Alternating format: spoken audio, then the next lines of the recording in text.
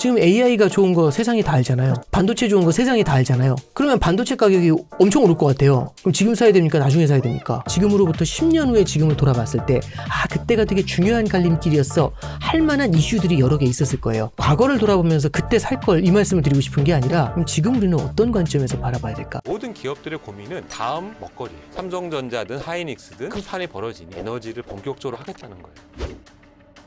에너지 대전환 시대에 어마어마한 기회가 생긴 거예요. 이미 속도전이 시작이 됐습니다. 고정 댓글을 참고하세요.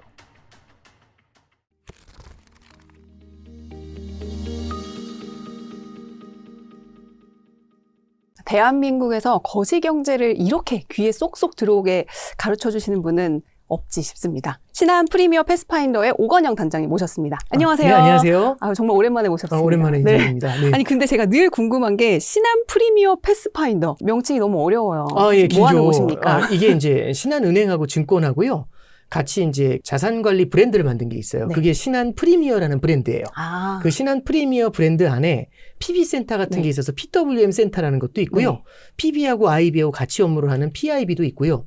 지금 제가 하고 있는 게 신한 프리미어의 패스파인더라고 해서 은행과 증권의 전문가들이 있어요. 100여 명 정도 되는 전문가들이 맞춤형 자산 관리를 하기 위해서 만들어진 조직이라고 보시면 됩니다. 그래서 전문가들의 집단이다. 네, 그래서 거기서 제가 단장 역할을 수행하고 있습니다. 길을 찾아주는 길잡이들, 네, 이런 그렇습니다. 조직을 이끌고 계시는 단장님. 네네. 근데 이번 또 신간이 또 나왔더라고요. 네, 그렇습니다. 묵직해요. 구의 갈림길. 책 얘기는 또 뒷부분에 좀 더 자세히 하도록 하겠고요. 네네. 그리고 저희가 이제 댓글 이벤트 또 출판사에서 통 크게 하십니다. 그래서 이 영상 끝까지 보시고 댓글 남겨주시는 분들에 한해서 적지 않은 분들께 이 책을 보내드리도록 하겠습니다. 부의 갈림길, 오늘 영상 끝까지 잘 시청해주세요. 오늘 역사적인 날이지 않습니까? 네, 그렇죠. SK 하이닉스가 삼성전자의 시총을 넘어선 그날 저희가 이제 녹화를 하고 있는데 거시경제 전문가 분을 모셨으니 지난주 케빈 워시 등판에 대해서 또 여쭤보지 않을 수가 없는데 뭐 금리 예상대로 동결이 됐어요. 근데 뭐 올해 연내 뭐 1회 정도 이제 금리 인상의 시장은 약간 다소 의아하다는 반응도 있었고 좀 어떻게 보셨는지 좀 주요 포인트들 짚어주시면 좋을 것 같아요. 네, 제가 쭉 한번 좀 짚어봤던 건 뭐냐면은 시장에서는 약간의 기대가 있었던 것 같아요. 뭐냐면 FOMC를 하기 딱 일주일 전에 MOU가 이제 얘기가 나왔잖아요. 그렇죠. 그러면서 국제유가가 빠졌단 말이죠. 그걸 보면서 시장 일각에서는 그러면 오히려 금리 인하의 기대, 이 불씨를 다시 키울 수 있는 거 아니야? 이제 이런 기대를 좀 만들었었던 것 같아요. 근데 첫 번째는 그 기대가 사라졌다라는 게 1번입니다. 그래서 금리 인하 사이클을 얘기하는 이징 사이클이라는 표현이 사라졌어요. 그럼 요거는 금리 인상 쪽에다가 이제 좀 무게를 둘 것이다. 이렇게 얘기가 되는 것 같고요. 동결이 장기화되거나 인상이 될 것이다. 이런 거지 금리 인하의 가능성은 굉장히 좀 낮아지지 않았나? 그런 생각이 들어요. 그럼 딱 여기까지 보면은 그럼 케빈 워시 너무하는 거 아니냐? 트럼프 대통령의 어떤 그 의중을 많이 받들어야 되는 사람인데 대체 뭐 한 거냐? 근데 저는 이런 생각이 들어요. 연준이라는 조직이 이 합의체거든요. 협의체지 이게 그냥 한 명이 나서가지고 황제처럼 야 내가 새로 연준 의장 됐으니까 다 바꿔 이렇게 갈 수는 없거든요. 그동안 만들어져 왔던 것들이 있는데 이런 것들을 하나하나 바꿔가려는 그런 의중을 좀 내비친 것 같아요. 그래서 그 첫 발을 내디딘 게 뭐냐면 성명서를 반토막을 내버렸거든요. 이 스테이트먼트 이 성명서가 굉장히 내용이 많아야 되는데 포워드 가이던스에 해당되는 부분들을 확실하게 줄여줬어요. 그리고 점도표는 찍었거든요. 근데 점도표는 찍긴 찍었는데 케빈 워시는 찍지 않았어요. 이 두 가지가 사실은 작은 변화의 시작을 의미해요. 들어오자마자 다 뒤집어 볼 수는 없지만 하나하나 조금씩 변화를 만들어가겠다는 그런 의지를 보여준 거거든요.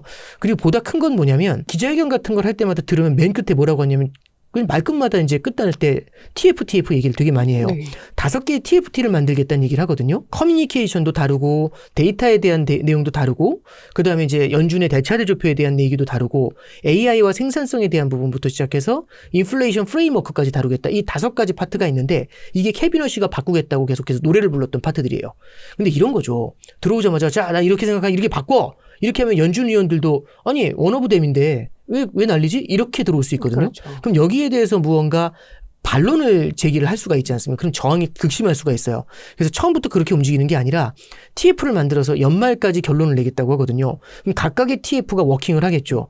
그러면서 이제 케빈 워시는 그 데이터를 갖고 TF에서 나온 데이터를 갖고 우리 연준 내에서 우리가 만든 데이터에서는 이런 걸 예를 들어서 포워드 가이던스를 줄이는 걸 지지하네. 이렇게 들어가줘야 내 생각은 줄이는 게 좋겠어. 이게 아니라 우리 연준의 데이터가 이렇게 얘기해. 리서치가 얘기를 해. 이렇게 해야 대화하기가 훨씬 더 쉽지 않을까요? 그래서 사실상 금리 인상의 가능성을 시사한 부분은 분명히 있지만 그럼에도 불구하고 케빈 워시가 하나하나 변화의 서막을 알린 부분은 분명히 있다. 이렇게 두 가지 관점에서 이번 FOMC는 지켜볼 수 있었습니다. 그러니까 변화를 확실하게 원하는데 그걸 좀 스텝 바이 스텝으로 그렇죠. 좀 연착륙을 위해서 좀 더 성공 가능성을 높이기 위해서 이런 TF를 그렇죠. 만들고 하고 있다. 그렇죠. 이렇게 이해를 하면 되겠죠. 그러면은 금리 부분에 있어서는 이징 사이클, 금리 인하의 사이클이 끝났다고 이해를 하면 될까요? 네, 그렇죠. 그러니까 이게 뭐가 있냐면 지난번 4월달 FOMC 회의 때 4명이 반대를 했어요. 이게 그럼 이거 이례적이다. 92년 이후 처음이다라고 했는데 이번엔 반대가 없었거든요. 그럼 천하통일한 거냐? 그건 아니고요. 이렇게 보시면 돼요. 첫 번째는 그 중에 한 명이 스티브 마이런이라는 사람인데 이 사람은 지금 연준에서 나왔어요. 케빈 워시가 들어오면서 마이런이 빠져나왔거든요. 그래서 마이런은 없죠. 그럼 이제 3명이 남았는데 그 3명은 이징 사이클이라는 말을 쓰는 걸 반대했어요. 이분들도 이 3명이 금리 인하를, 그러니까 금리 인상을 반대한 게 아니에요. 금리 인상을 주장한 게 아니에요. 이분들은 이제 뭐라고 했냐면 금리 인상을 주장하다기보다는 금리 인하 사이클에 있다라는 말을 쓰지 마라 이제. 우리 이제 앞으로는 미래는 오히려 동결이나 인상에 열려 있을 수 있으니까 그 말 이제 쓰지 마. 이런 식으로 들어와 준 거거든요.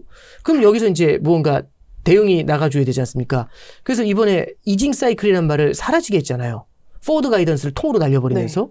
그러면 사실 이징 사이클이 사라졌으면은 이 사람들이 반대를 할 이유가 전혀 없는 거죠. 예. 그래서 스테이트먼트에서 포워드 가이던스를 없애면서 이렇게 이징 사이클을 없애고 하니까 오히려 반대가 사라지는 그런 효과가 생겨난 거라고 보시면 될 것 같아요. 근데 포워드 가이던스가 없어진 게 사실 연준이 금리에 대해서 앞으로 금리가 어떻게 될지 약간 힌트를 좀 그동안은 줬었잖아요. 네. 그게 사라졌다는 거는 시장에서는 좀 반갑지 않은 소식 아닌가요? 그럴 가능성이 있죠. 그러니까 일단 당장 저도 이게 그래도 방향을 좀 제시하면 좋은데라고 생각을 하는데 이게 이제 사실은 이유가 있을 거예요. 모든 정책에는 이유가 있잖아요. 그러니까 워시가 포워드 가이던스를 반대하는 이유가 있을 거고 그다음에 옛날에 이게 2012년부터 포워드 가이던스가 시작이 됐는데 그때 포워드 가이던스를 도입한 이유가 있었겠죠. 이제 그런 거예요. 뭐냐면 글로벌 금융위기 이전에는 포워드 가이던스가 없었어요. 그러다 보니까 연준이 하는 역할이 되게 커뮤니케이션이 많이 안 됐던 거죠. 근데 시장이 이런 생각을 해요. 이제 금융위기 이후에 다 박살이 났잖아요. 제로금리에 돈을 풀면서 경기부양이 나선 거예요. 근데 시장이 어떤 비관을 갖고 있냐면 다 필요 없다. 이거 나중에 좀 올라오려고 하면 물가 오른다면서 금리 올려서 때릴 거 아니야. 아무 의미 없어. 이렇게 얘기하니까 연준이 입장에서 통화정책을 암만 돈을 풀어도 이게 효과가 잘 안 나는 거예요. 그래서 연준이 얘기한 거죠. 그럼 어떻게 하면 되겠어? 그래서 나온 게 포워드 가이던스예요. 언제까지 금리 안 올릴게. 그러니까 이게 이런 거죠. 잘해줄게. 이게 아니라 내가 2012년까지 금리 안 올려. 라든지 내지는 아예 숫자로 기준을 제시하죠. 실업률이 6.5 밑으로 내려오고 물가가 2.5 위로 올라가는 그날까지 금리는 안 올릴 거야. 이런 식으로 뭔가 가이드를 확실하게 제공해 주죠. 그러면 시장이 그걸 하나의 약조로 받아들이잖아요. 그럼 오케이. 그러면서 움직일 수가 있겠죠. 그래서 포워드 가이던스를 도입했던 거는 금융위기 이후에 쉽사리 풀리지 않았었던 실물 경제를 끌어올리기 위한 이제 그런 의중이 좀 굉장히 강했고 케빈 워시는 거기에 대해서 이미 그때 당시에도 반대를 하는 입장이었어요. 근데 이 포워드 가이던스를 그럼 만약에 이제 없앤다. 그럼 여태까지 시장은 이 포워드 가이던스에 13년, 14년 동안 적응이 돼 있었던 거잖아요.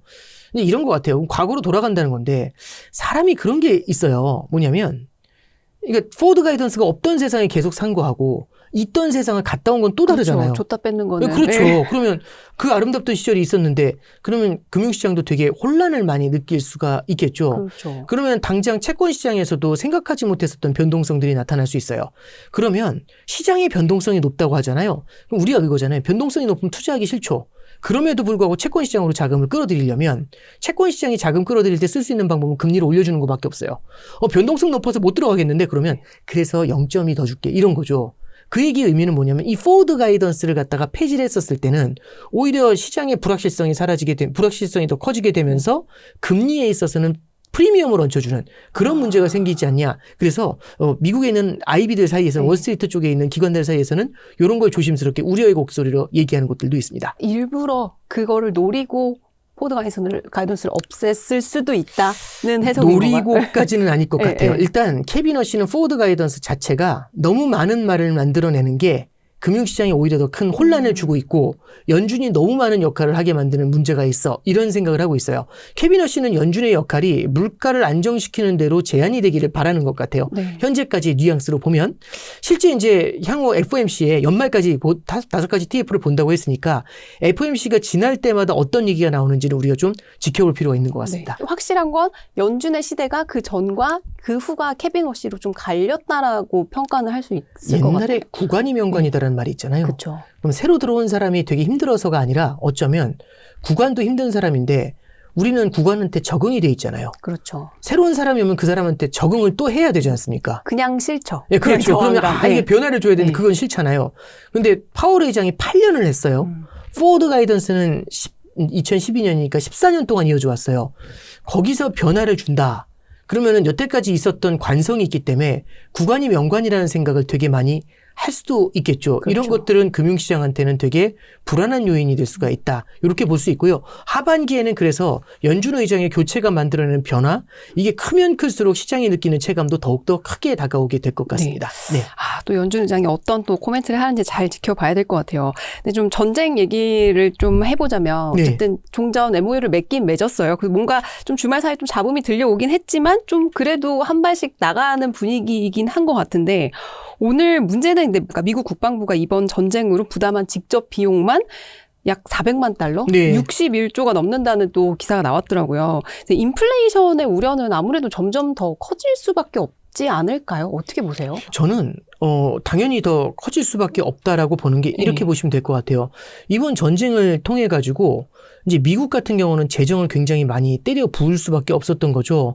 그래서 지금 보면은 실제로 의회에 요청한 게 2천억 달러를 먼저 요구했고 이번에 또 800억 달러 정도 되는 돈을 더 요청을 했어요. 네. 그러면 이 얘기는 재정 지출이 더 많이 늘어날 수밖에 없다라는 얘기가 되는 거고요. 그리고 두 번째는 이게 전쟁이 하필이면 중동에서 났지 않습니까? 그러면서 이란이요. 이번에 호르무즈를 막아본 거예요. 그러니까 막을 수 있었지만 여태까지 안 해봤거든요. 테스트를 안 해봤던 거죠. 근데 실전을 한 거잖아요. 그렇죠. 근데 딱 움켜졌는데 생각보다 전 세계 국가들이 쩔쩔 매는 거예요. 이번에 이제 트럼프가 MOU 한 내용 갖고 다들 굴욕적이다 이런 얘기들 많이 하지 않습니까? 딱 이게 그 호르무즈를 틀어주니까 이게 효과가 있다는 걸 본 거예요. 그러니까 예를 들어서 어디 가서 진상짓 하면은 돈 줘서 자꾸 달래주니까 한 번으로 끝나지 않겠죠. 이 얘기는 이란한테는 이게 하나의 무기가 될 수 있다는 걸 본 거예요. 그럼 이제 질문이 그렇게 들어가는 거죠. 그럼 이란은 이제 다시는 호르무즈를 막지 않겠는가? 한번 막아봤잖아요. 어떤 효과가 있는지 봤지 않습니까? 그렇죠. 그러면은 뭔가 자기들하고 안 맞는 무언가가 있을 때 한 번 처음 시작하기가 어렵지. 이번에 매뉴얼을 한번 본 거 아닌가요? 그렇죠. 예. 근데 이 얘기를 하나 좀 해보면 그러면 전 세계 호르무즈가 대표적인 초크 포인트잖아요. 그럼 전 세계에 다른 초크 포인트가 있을까? 있겠죠. 그럼 그걸 갖고 있는 국가들은 어떻게 움직일까라고 하면 그걸 하나의 레버리지, 지렛대처럼 쓸 수 있지 않을까요? 하나의 도구처럼. 예, 그러면 이런 것들은 한마디로 딱 그 깔때기처럼 보이는 건 공급망의 불안이라는 단어 쪽으로 쭉 모여들게 되겠죠. 공급망이 불안하잖아요. 그러면 일단 공급할 때 자체 이 원자재를 조달하는 비용도 올라갈 뿐더러 재고에 대한 수요가 늘어나겠죠. 그렇죠. 왜냐하면 우리는 재고를 안 늘리고 싶었지만 나중에는 공급 자체가 안 되면 저는 비즈니스를 할 수 없으니까요. 기본적인 최소 재고를 더 많이 가져가야 될 문제가 생기죠. 그럼 기업들이 예전에는 안 하던 짓인데 재고를 쌓기 시작해요. 그러니까 사재기를 한다는 그렇죠. 거죠. 미리 사재기까지는 그렇지만 그렇죠. 미리 쌓아놓는. 예, 그렇죠. 미리 쌓아놓는 거죠. 그러니까 예전에는 경기가 안 좋은 그런 시그널처럼 보이니까 재고 쌓는 걸 별로 안 좋아했거든요. 세계화 사회에서는 세계화 시대인데 모터로 재고를 쌓습니까? 그렇죠. 얼마든지. 필요할 때마다 조달해 오면 되는데. 근데 이제 재고를 쌓기 시작하잖아요. 그러면 재고 관리비가 들어요. 두 번째는 재고를 사와야 되니까 금융 비용이 들어요. 이자 비용이죠. 운전자금 대출을 받아서 사와야 되잖아요. 그러면 이자 비용과 재고 관리비가 원가에 엎어지게 되겠죠. 그럼 이거는 물가의 상승을 가리키게 되죠. 그래서 저는 좀 이거는 쉽게 사라지지 않는 인플레이션에 대한 가능성을 높인 그런 요인으로 볼 수 있지 않나 생각합니다. 그렇죠. 앞으로도 계속 이어질 수 있는. 네네.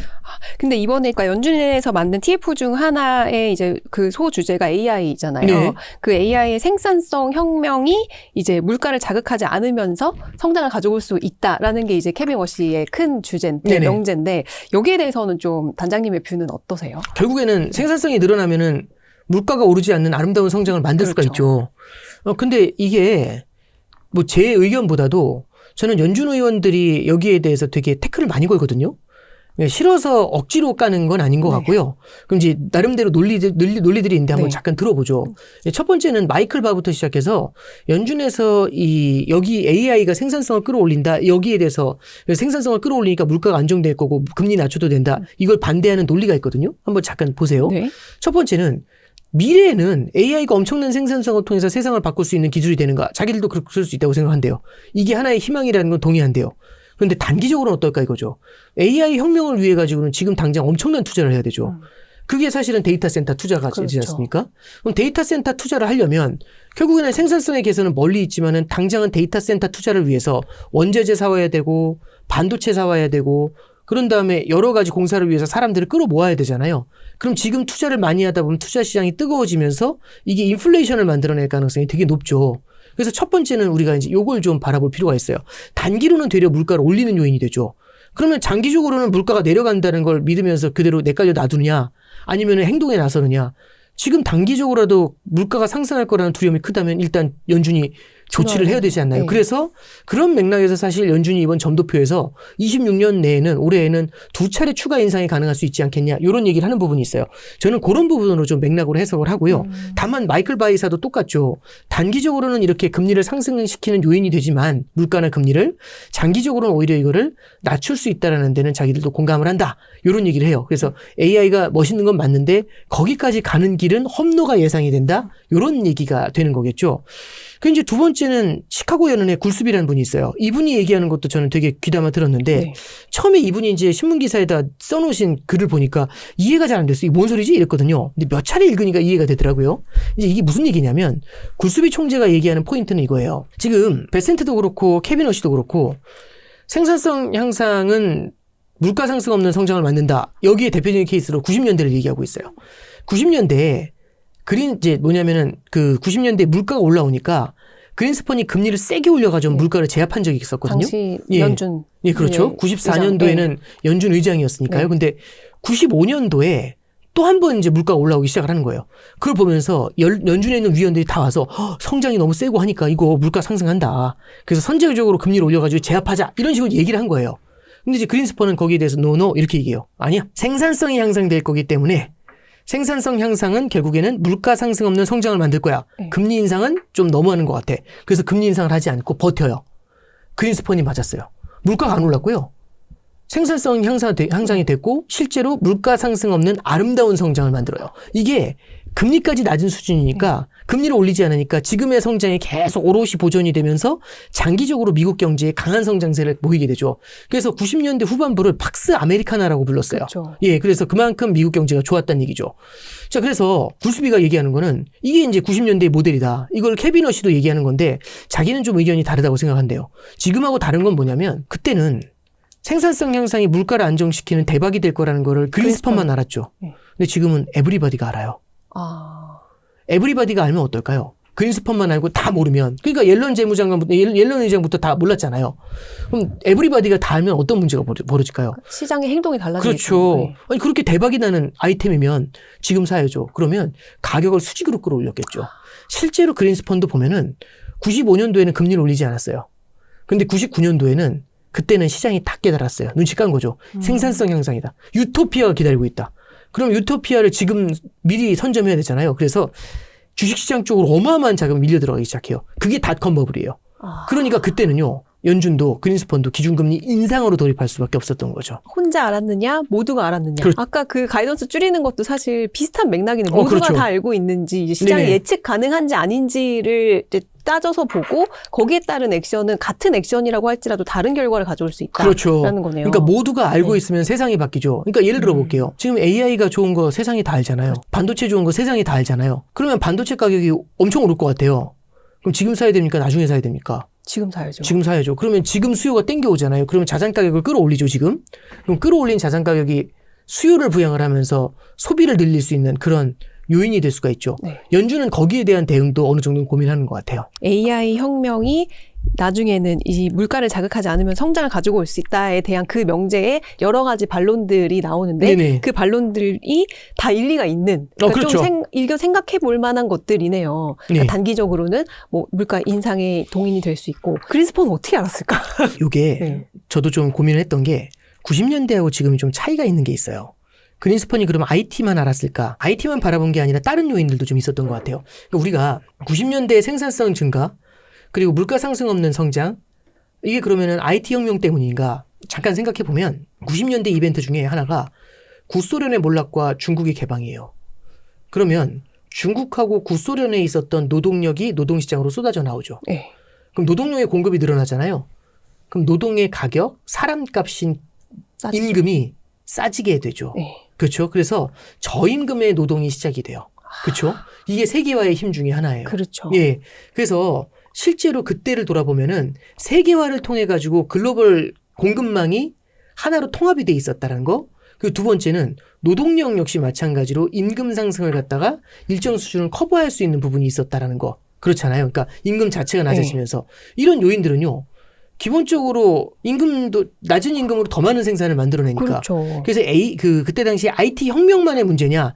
그게 아니라 말씀드렸던 것처럼 노동시장에서의 변화 이런 것들도 함께 볼 수 있었죠. 그리고 세계화 같은 것들.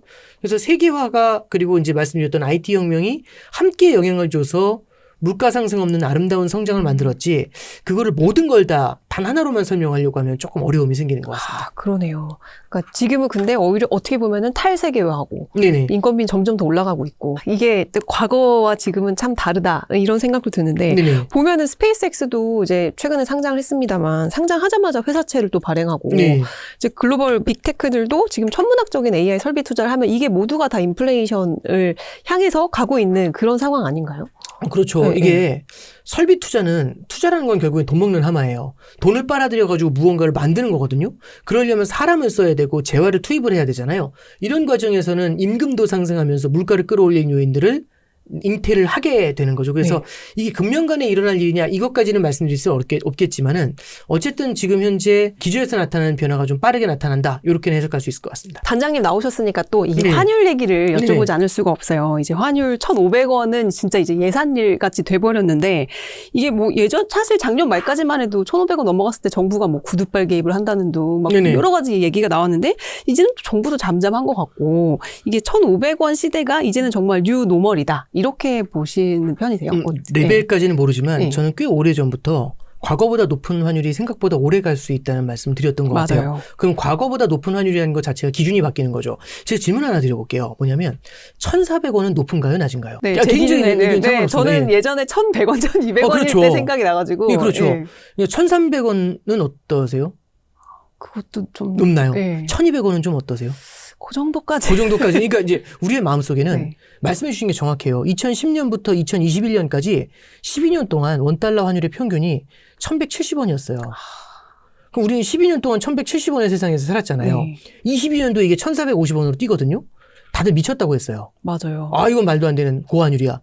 근데 이후에 확 주저앉으면서 1,200원까지 빠졌다가 지금 다시 1,530원, 40원 이렇게 올라온 거예요. 네. 그럼 이제 이렇게 큰 과정을 거쳤지 않습니까? 그런데 높은 환율이 유지된 지가 벌써 몇 년이 지났죠. 그럼 사람들이 생각이 조금씩 바뀌어요. 이제 설문조사 해보잖아요. 네. 1,400원도 뭐 생각보다 높지 않아. 이렇게 바뀌는 맞아요. 분들이 꽤 지금. 있어요. 네. 1,300원도 1,300원은 귀엽지 이런 분들도 있어요. 그 얘기는 사람들의 생각이 어디에 닷을 내려놨는지까지는 모르지만 노멀하다는 게 바뀌는 거예요. 노멀하다는 건 정상이잖아요. 지금 저 같은 경우나 기자님 같은 경우는 1,170이 노멀하다, 정상이다 이렇게 생각하는데 이제 바뀌고 있는 거죠. 그럼 그 숫자가 어디까지 바뀔지 모르지만 바뀐 세상에서는 과거를 돌아보기가 어려워요. 그리고 또 하나는 최근에는 정부 당국은 조금 어떻게 될지 모르지만 그 한국은행에서는 이 환율에 대해서는 불안감을 좀 나타내고 있거든요. 왜냐하면 환율이 높아지면 수출이 잘 돼서 좋지 않냐 이럴 수도 있겠지만 환율이 높아지면은 수입 물가를 끌어올려요. 이게 고유가하고 만나버리면 인플레이션 압력을 굉장히 높일 수 있습니다. 그렇죠. 그래서 불안감을 키울 수가 있는 거거든요. 그러면 사실상 고환율을 갖다가 어느 정도는 억제를 할 필요가 있어요. 그리고 또 하나는요. 높아진 환율이 꽤 오랫동안 유지가 되죠. 그럼 사람들의 마음속에 1,400원이면 많이 내려온 거야 이런 생각을 하게 만들어요. 네. 그럼 그 순간 어떻게 되죠? 1,400까지 내려오면 많이 내려온 거야 이러면 사게 되죠. 그렇죠. 그러면은 환율의 하단이 탄탄하게 받쳐지면서 계속 고환율을 올라가는. 유지하게 만든 요인이 생기죠. 그래서 한국은행에서도 좀 환율을 억제하기 위해서 기준금리 인상의 속도를 좀 내야 된다. 이런 뉘앙스의 발언들을 좀 하고 있는데 그래서 이제 환율 안정을 위해 전방위적인 노력이 좀 기울어지지 않겠는가 그렇게는 보고 있습니다. 그러니까 상단이 얼마일지는 뭐 그게 어디에 닻을 내릴지는 네네. 모르지만 이제 상당한 과거보다는 높은 환율이 상당히 오래 갈 수 네네. 있다라는 그 의견은 이제 계속해서 지금 유지를 하고 계시는 거잖아요. 네네. 참 보면은 그러니까 미국 국채금리도 10년물 금리가 4.5가 넘어가면은 예전에는 심리적 저항선이다 뭐 이런 얘기가 있었고 네. 그 장단기 금리 역전. 차가 네. 역전이 되면 뭐 경기 침체가 온다 뭐 이게 뭔가 예전에 통했던 모든 이런 명제들이 지금은 뭔가 조금씩 다 안 맞는 느낌? 네. 그리고 시장이 거기에 별로 반응하지 않는 느낌? 네. 이런 현상은 왜 이렇게 뭔가 생기는 걸까요? 저는 참 말씀이 웃기게 들리실 수 있지만 세상이 좀 변했다라는 생각이 좀 들어요. 예를 들어서 장단기 금리가 역전이 되잖아요. 근데 에브리바디가 그걸 알죠. 아, 이것도 에브리바디가 아느냐 모르느냐 그렇죠. 차이예요. 그럼 보시면 장단기 금리가 역전이 되면 반드시 경기 침체가 온대요. 그럼 우리가 정부면 가만 놔두겠습니까? 아니면 아니죠. 무언가라도 부양을 해서 네. 선제적으로 방어하겠습니까? 그래서 그때 미국도 재정 정책 엄청 썼어요. 재정을 털어넣어가지고 경기 부양에 나섰죠. 장단기 금리 역전돼도 미래가 똑같이 나타날 수는 없죠. 그걸 보면서 무언가 경제 주체들이 대응에 나설 수 있으니까요. 그래서 일단은 많은 사람들이 봤다라는 것도 문제가 되고요. 두 번째는 시간이 흘러가면서 결국에는 물가를 바라보는 시각 이런 것들도 과거하고는 조금씩 좀 바뀌어가는 점들도 우리가 눈여겨볼 필요가 있는 것 같아요. 일단 당장 환율도 뉴노멀이잖아요. 금리도 좀 과거랑은 많이 다른 양상이고 네. 주가도 엄청 올랐지 않습니까? 그럼 과거의 잣대를 갖고 바라보기는 조금 좀 어려워진 시대가 아닌가 싶습니다. 아니 그러면 투자하는 입장에서 이런 매크로 지표들이 다 안 맞고 단지 우리 어떤 시그널을 보고 이 투자를 해야 되는지 지금 현재 상황에서 그러면 단장님께서 제일 좀 주의 깊게 보는 매크로 지표가 있다면 그건 또 어떤 저는 건지? 하반기에는 물가 봐야 된다고 봐요. 물가를 봐야 되는 이유가 지금 소비자 물가 지수가요. 4%가 넘었거든요. 미국 같은 경우는. 네. 근데 지금 당장 4%가 넘은 게 문제가 아니라 이게 2%가 물가 목표인데 2%를 넘어선 게 21년도 3월이에요. 근데 지금 26년 6월이거든요. 그러면 5년 3개월 동안 물가 목표를 회귀를 못했어요. 이번에도 연준이 FOMC에서 프로젝션이라고 해서 예측을 내놓은 게 있거든요. 29년이나 되어야 돌아오는 것 같아요. 그러면 물가가 집을 나선 지 8년 정도 지나야 돌아오는 거잖아요. 와, 그러면 이게 인플레이션이 목표를 못 지킨 지 8년이 지나죠. 그럼 기침을 하는 사람이 8년 동안 기침하고 있어요. 그럼 제가 8년 전에 봤던 애가 지금도 기침하고 있으면 되게 놀랍지 않을까요? 그렇죠. 그러면서 그 얘기할 거예요. 이 고질병 아니냐고.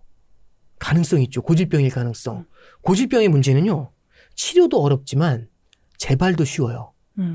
그래서 아마 하반기에는 지금의 물가 상승이 인플레이션의 연장전을 만들어서 인플레이션의 고착화로 이어질 가능성, 이거를 고민하는 그런 시간이 좀 되지 않을까 생각하고 있습니다. 그리고 거기에 따른 연준의 뭔가 액션이 취해질 가능성도 더 높아지는 거예요. 그렇죠. 이 인플레이션 2%가 바뀔 가능성도 있을까요? 뭐 기준치가. 근데 이번에 케빈 워시는 그거는 딱 선을 그었어요. 왜냐하면 이걸 바꾼다는 것 자체가 되게 큰 부담을 줘요. 왜냐하면 지금 목표에 달성하지 못하니까 야 골대로 옮기네 이런 얘기를 할 수 있거든요. 그러면 연준이 인플레이션 잡으려는 의지가 없다라는 식으로 해석이 될 수 있습니다. 그래서 이건 굉장히 주의할 것 같아요. 네. 그러니까 하반기에는 물가가 또 어떻게 되는지 또 유의 깊게 봐야 되겠네요. 이번에 다시 또 부의 갈림길. 제가 이 책을 다 읽었거든요. 네네. 근데 보니까 이게 그냥 일반 거시경제 책이 아니고요. 일단 단장님이 내 옆에서 그냥 설명해 주는 것 같이 그런 책으로 일단 문체로 구성이 돼 있어서 너무 이제 쉽게 후루룩 읽을 수 있는 그러면서도 굉장히 깊이 있는 책이고 그리고 또 하나는 각 챕터별 뒷부분에 투자 아이디어가 들어있어요. 그래서 저는 사실 그 부분만 골라서 읽는 것도 또 방법이 될 수 있다 이렇게 생각이 드는데 이 책 얘기로 또 돌아가서 어떤 내용인지 간략하게 또 설명을 부탁드리겠습니다. 이게요. 이제 갈림길이라는 말을 쓰고 있잖아요. 어쩌면 이제 우리가 이 갈림길이라는 게 우리가 인생을 살다 보면 여러 개의 갈림길을 보지 않습니까? 그렇죠. 어느 대학을 갈까? 어느 회사를 갈까? 뭐 이런 것들이 그 순간순간은 모르지만 한 10년, 20년 지나면 어떤 때는 잘못 왔나 싶은데 어떤 때는 훨씬 더 좋은 길이었었던 그렇죠. 그런 케이스들도 있지 않나요? 그러니까 그때그때 선택에서 갈림길들이 많이 만들어지지 않습니까? 그러니까 저는 투자를 할 때에도 그런 갈림길들이 있지 않았는가 이제 그런 생각을 좀 해보게 되는 거죠. 예를 들어서 코로나 때 그때 나는 드랍을 했어야 되는가 아니면 그때 올라탔어야 되는가 이런 것들도 굉장히 중요한 갈림길 중에 하나가 되는 거거든요. 그럼 이제 이런 것들이 저는 어떤 관점에서 쓴 거냐면 과거를 돌아보면서 그때 살 걸 이 말씀을 드리고 싶은 게 아니라 그러면은 지금 트럼프 2.0이잖아요. 트럼프의 핵심은 변동성을 줘요. 변동성은 위로도 열지만 아래로도 열거든요. 그럼 그만큼 우리가 어쩌면은 새로운 갈림길들을 많이 만들어낼 수 있지 않나 그런 생각을 했고, 그럼 우리가 지금으로부터 10년 후에 지금을 돌아봤을 때 그때가 되게 중요한 갈림길이었어 할 만한 이슈들이 여러 개 있었을 거예요. 그렇죠. 그중에 1번이 저는 중동전쟁이라는 갈림길, 그거는 인플레이션과 에너지를 바라보는 시각을 바꿀 것 같아요. 그게 하나의 큰 갈림길을 만들 것 같고, 두 번째로 볼 수 있는 갈림길이 K자 양극화라는 갈림길이 있어요. 그 다음에 이제 세 번째로 볼 수 있는 게 연준 의장이 교체가 됐잖아요. 이번 FOMC 보면서 떠들썩했거든요. 왜냐하면 케빈 워시가 TF 5개 띄운다고 하잖아요. 그렇죠. 어떤 변화를 만들까? 그 바꾼 변화가 과연 통화 정책이라든지 금융시장에 어떤 영향을 줄까? 글로벌 유동성 환경에 큰 갈림길이 될 수 있죠. 첫 번째가 중동 전쟁, 지정학적. 두 번째가 K자, 양극화. 그다음에 세 번째가 연준 의장 교체죠. 연준 의장 교체. 그다음에 네 번째, 다섯 번째 뭔가요? 네 번째가 AI와 생산성 혁명. 앞에서 살짝 다뤘던 내용들입니다. 그 부분이 좀 중점이 될 것 같고, 다섯 번째가 미국 일방주의 투자에 대해서도 이것도 갈림길이 되지 않나. 왜냐하면 너무 많은 사람들이 미국만 너무 좋아요. 이런 생각하는데 거기에 대해서도 우리가 한번 곱씹어볼 필요가 있다라는 얘기들을 좀 적고 있어요. 그래서 이 갈림길이라는 건 앞에도 사실 말씀을 드렸지만 사실 처음 들어갔을 때는 몰라요. 근데 한 10년 정도 지나서 20년 정도 지나서 그때 이쪽 길로 오길 너무 잘했네? 이런 생각 할 때가 있지 않을까요? 그렇죠. 인생 살다 보면 그런 일들이 있잖아요. 저는 투자할 때 그런 일들이 벌어지지 않나라는 생각을 좀 해요. 그러니까 예를 한번 들어볼게요. 그러면 AI라는 갈림길 한번 볼게요. AI라는 갈림길은 어쩌면 전 인류한테 그리고 우리나라한테도 굉장히 큰 솔루션이 될 수가 있어요. 잠깐 생각해 보죠. AI 혁명이 갈림길이 될 수 있는 가장 큰 이유는 부채 문제 때문에 그래요. 저도 최근에 질문 많이 받는 게 이게 부채 문제가 굉장히 심각하다. 이런 얘기 되게 많이 하거든요. 빚이 많으면 무너질 수 있잖아요. 그래서 지금 시간의 문제지 저 거대한 빚을 커버하지 못하고 무너질 것이다. 이런 예측들이 나오고 있어요. 근데 이렇게 보시면 돼요. 빚의 금액도 되게 중요하거든요. 빚의 총액도. 근데 더 중요한 건 부채 대비 성장 내지는 부채 대비 자산의 비율이에요. 그러니까 예를 들어 볼게요. 홍길동이라는 친구가 빚이 100억 있어요. 끝났다 이 생각 들지만 만약 홍길동이 연봉이 100억이면 그럼 그렇죠. 1년 벌어서 갚으면. 내지는 자산이 1조짜리가 있으면 오히려 부럽죠. 근데 홍길동이 빚이 많아서 힘들어 이러면 되게 짜증날 거잖아요. 그러니까 이제 이 얘기의 핵심은 그거죠. 그러면 부채의 총액이 중요하냐 부채의 비율이 중요하냐. 저는 비율이 중요하다고 봐요. 그러면 GDP 대비 부채 비율이라는 걸 그래서 측정하는 거거든요. 성장이 탄탄하게 나와주면 빚이 늘어나도 커버가 된다는 얘기예요. 그렇죠. 그럼 이걸 갖다 해결하는 방법은 부채를 줄이면서 해결하냐 아니면 성장을 키우면서 해결하냐 두 개거든요. 성장을 키우면 부채를 줄이지 않더라도 부채 문제를 해결할 수가 있어요. 그렇죠. 근데 성장이 나오면 또 문제가 있어요. 뭐냐면 성장이 세지면 수요가 커지고 수요가 커지면 물가가 오르고 물가가 오르면 금리가 뛰어요. 금리가 뛰면 부채 문제를 더욱더 크게 만들 수가 있죠. 갚아야 될 그러면 이것도 답이 안 되지 않냐. 성장이 나와도 금리가 상승하면서 오히려 물가에 부담되지 않냐. 맞아요. 그런데 만약에 AI가 생산성을 개선시켜주면 얘기가 달라지죠. 성장은 강하게 나오는데 물가가 오르지 않아요. 그러지 않을까요? 그럼 완전 땡큐 베리 그렇죠. 감사죠. 그러면은 사실상 성장은 강하게 나오는데 물가가 많이 안 오르니까 금리가 낮은 수준을 유지하니까 빚 같은 경우는 여기 지금 탄탄한 성장을 통해 가지고 얘를 녹여버릴 수가 있겠죠. 그래서 AI라는 걸 딱 우리가 바라볼 때 그거죠. AI를 진짜 믿는다면 그게 생산성 혁명을 만들어낼 굉장히 미래의 어떤 브라이트한 뷰를 제공한다. 그럼 우리가 겁을 먹을 이유가 없는 거죠. 그러면 우리는 어디에 투자해야 되고 어떻게 투자해야 될 때를 고민해야지. 이건 너무 불안하고 부채 문제 때문에 미국은 망할 테니까 도망가야 돼. 이렇게 볼 필요는 없지 않나라는 생각을 하고 있습니다. 그러니까 정리해보면 부채 비율이라는 게 이제 GDP 분의 부채인데 이거를 줄이기 위해서는 부채를 줄이든지 아니면 밑에 GDP를 늘리든지. 그렇죠. 근데 GDP를 원래 늘어날 때는 성장이 될 때는 결국에는 금리가 인상되는 우려가 있지만 AI가 엄청난 혁명을 가지고 오면은 아까 말씀해 주셨던 것처럼 장기적으로는 누구도 의심하지 않는다. 그렇죠. 하지만 단기적으로는 약간의 울퉁불퉁함이 있을 수 있다라는 지금 그런 생각을 갖고 있으면 되는 거죠. 그렇죠. 그래서 이제 저는 단기적으로 울퉁불퉁하면 우리는 샀다 팔았다 사팔사팔 해야 되냐 아니면 미래의 브라이트한 뷰를 보면서 얘는 이제 긴 호흡에서 투자를 해야 되냐. 저는 후자에 좀 무게를 두는 게 맞지 않나 그런 생각이 듭니다. 그렇죠. 마음 편하게 어차피 저 길로 갈 건데 그냥 여기서 묻어놓고 그냥 쭉 가서. 혹시 제가 아까 그 말씀 드렸죠. 갈림길이라는 말씀 드렸는데 갈림길은 처음 들어가면 몰라요. 모르죠. 잘 왔나? 근데 이런 생각 하잖아요. 내가 여기 왜 왔지? 막 이런 생각 할 때가 있잖아요. 근데 막상 한참 가다 보면요. 오길 너무 잘했네. 이런 것들 있잖아요. 맞아요. 그럼 우리가 무언가 투자할 때 AI라는 걸 투자할 때 중간에 험로가 있다면 중간에 후회할 수 있지 않나요?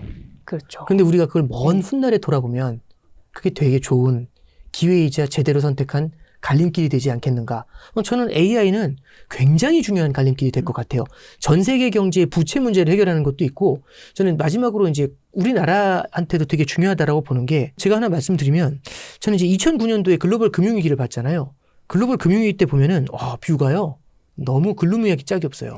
리포트를 읽으면 가라앉는 느낌 나요. 너무 우울하거든요. 아무것도 안 보여요. 근데 그때 우리나라가요. 갤럭시 스마트폰이 등장하고요. 그리고 현대차가 마켓 쉐어를 늘리면서 우리나라가 이머징 시장 중에서 수출이 제일 잘 됐어요. 오, 당시에. 네, 그렇죠. 그래서 2009년 이후에 굉장히 빠른 회복을 했습니다. 그리고 2000년으로 돌아가잖아요. 2000년에 닷컴 버블까지 붕괴가 되니까 글로벌 경제가 완전히 저성장의 늪에 빠졌어요. 그때 리포트도 보면 되게 우울해요. 저는 그때 시장을 보진 않았지만 그때 당시 리포트를 보면 굉장히 우울하거든요. 근데 그때는 또 뭐가 있었냐면 중국 특수가 생겨요. 그러면서 우리나라가 다시 한번 점프업을 하거든요. 지금 우리가 사실 어떻게 보면은 작년에도 그렇고 굉장히 우울했지 않습니까? 근데 지금 우리가 뭔가 새로운 돌파구를 찾고 있는 단계라는 생각을 해볼 수도 있지 않을까요? 돌파구를 찾고 있는 단계라는 그 말씀의 핵심은 AI라는 데 대해서 우리는 경쟁력을 갖추고 있지 않냐. 그럼 우리한테는 새로운 하나의 성장의 동력을 만들어줄 수도 있잖아요. 그렇죠? 그러면 2000년대 초반에 중국 특수, 그 다음에 2010년대 초에 갤럭시 이야기, 스마트폰의 등장, 2025년, 6년에는 AI로 우리가 우리나라를 바라볼 수도 있겠죠. 그러면 우리도 또 한 번에 또 살아날 수 있는 굉장히 또 강한 성장을 보일 수 있는 그런 또 모멘텀을 마련할 수 있지 않나 그런 기대도 해봐요. 그래서 글로벌 경제 자체를 바라볼 때도 그렇지만 국내 주식 투자 관점에서도 좀 눈여겨봐야 될 그런 핵심이다라고 보고 있습니다. 그렇죠. 사실 장기적으로 바라봤을 때는 이거를 부정하는 사람은 아무도 없죠. AI가 정말 그렇죠. 엄청난 변화. 우리가 사실 어떻게 보면 엄청난 행운이죠. 이 시기에 투자를 할 수 있다는 것 자체가. 저는 그 말씀에 동의하는 게 어쩌면 빚이 이렇게 많은 시대에 성장이 한계를 보이고 있는 시대에 AI가 등장했다라는 거는 굉장히 큰 축복이 될 수 있어요. 그리고 또 하나는 전 세계가 노령화가 되고 있잖아요. 노령화는요, 필연적으로 노동 생산성의 하락을 가져옵니다. 근데 만약에 피지컬 AI가 이걸 커버를 해주면 어떨까요? 60세, 70대가 됐는데 제가 그때 피지컬 AI가 좋은 게 있으면은 드럼통도 들지 않을까요? 뭐 쌀까마도? 제가 CES 가서 그거 이 스켈레톤 입어봤거든요. 예. 정말 초사이언이 될 기분이 그렇죠. 들어요. 그리고 로봇이 이제 나오면은 나 대신 내 집사가 한 명씩 생기면은 그렇죠. 또 생산성이 얼마나 늘어날지 또 알 수 없는 일이잖아요. 네, 그렇죠. 그러니까 긴 호흡으로 봤을 때는 AI 혁명은 우리에게 굉장한 기회를 가져다 줄 수 있다. 알고 있었지만 다시 한번 또 상기를 시키는 그런 이 이슈인 것 같고 여기 보면은 이 5번째 갈림길 중에 첫 번째가 전쟁이잖아요. 여기 이제 읽어보면 에너지 패권에 대한 중요성에 대해서 또 말씀을 해주셨는데 지금 우리가 모두가 다 반도체만 보고 있는 이 시점에서 사실 에너지도 좀 주의 깊게 봐야 되는 하나의 큰 분야라고 보시는 거죠? 저는 그렇게 생각을 하는데요. 잠깐 한번 생각해보죠. 농담처럼 하나 말씀을 드리면 로봇 기술이 안만 좋아도 알고리즘이 안만 좋아도 코드 뽑으면 끝나잖아요. 코드는 에너지를 말하죠. 근데 에너지가요. 어떻게 보면 2010년대에는 에너지 투자에 대해서 고민을 해본 적이 없어요. 한번 직관적으로 보시죠. 예를 들어 이런 겁니다. 기자님이 저 미국 주식 투자합니다. 딱 이렇게 말씀하시면 제가 뭘 떠올릴까요? 엑슨모빌 투자하시나? 이런 생각 안 해요. 뭘 생각하죠? 엔비디아 딱 떠오르죠. 그렇죠. 구글 떠오르죠. 이런 걸 뭐냐면 우리는 테크주를 떠오르잖아요. 그러면 우리는 기본적으로 테크주 투자가 우리한테는 기본이라고 생각을 해요. 맞아요. 근데 잠깐 되돌아보잖아요. 이게 2000년대 초중반에는 중국 특수일 때는 원자재가 엄청 셌고요. 그때 기름값이 $145까지 올라가서요. 그때는 테크주보다는 전부 다 에너지주 이런 거 좋아했었어요. 근데 2010년대 들어와서 어떤 문제가 생기냐면 특히 2012년, 13년을 거치면서 중국이 과잉 투자, 과잉 생산, 과잉 설비 때문에 고통을 받기 시작해요. 그러면서 구조조정에 돌입하죠. 그러면 과잉 생산을 못 하잖아요, 중국이. 그러면 원자재에 대한 수요가 줄어들게 되죠. 에너지 수요가 줄어드는 거예요. 그러면 에너지의 수요가 줄었는데 그때 공교롭게도 셰일 혁명이 일어나요. 미국에서. 그러면서 그렇죠. 에너지를 있는 데 쏟아내는 거죠. 그러면 공급은 늘어났는데 수요가 이제 줄어드는 문제가 생기죠. 그럼 가격이 떨어지기 시작하죠. 그래서 2014년 이후부터요. 국제유가가 배럴당 $100를 넘었던 게 2016년에 어느 날에는 $27까지 빠졌어요. 그리고 참고로 하나 더 말씀드리면 국제유가가요. 2020년도 코로나 때 이때가 피크인데 그때 혹시 원유 선물 가격이 배럴당 마이너스 $40까지 내려간 거 기억나시세요? 마이너스 마이너스까지 내려간 적 있어요. 원유 선물 가격이.